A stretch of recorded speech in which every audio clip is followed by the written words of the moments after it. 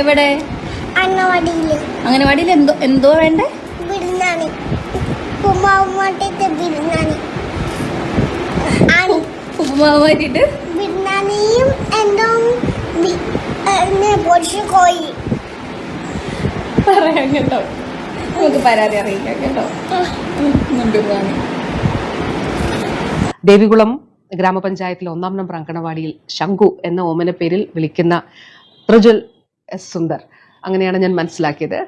ആ മകനാണ് അവൻ്റെ ഏറ്റവും നിഷ്കളങ്കമായിട്ടുള്ളൊരു ആവശ്യം ഉന്നയിച്ചത്. അവൻ്റെ അമ്മ ആണ്, കുഞ്ഞിൻ്റെ അമ്മയാണ് അത് വീഡിയോ എടുത്ത് പുറം ലോകത്തേക്ക് എത്തിച്ചത് എന്ന് മനസ്സിലാക്കുന്നു. പക്ഷെ വളരെ മനോഹരവും വളരെ നിഷ്കളങ്കവുമായിട്ടുള്ളൊരു ആവശ്യമാണ്.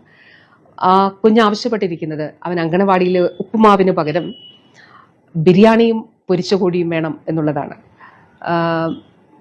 ഒരു കാര്യം ഇതുമായി ബന്ധപ്പെട്ട് പറയാനായിട്ട് ആഗ്രഹിക്കുന്നു. ആ അമ്മയ്ക്കും അങ്കണവാടി ടീച്ചറിനും, അവിടുത്തെ അങ്കണവാടി ടീച്ചറിനും അതോടൊപ്പം അവിടെയുള്ള എല്ലാവർക്കും എൻ്റെ സ്നേഹാഭിവാദ്യങ്ങൾ.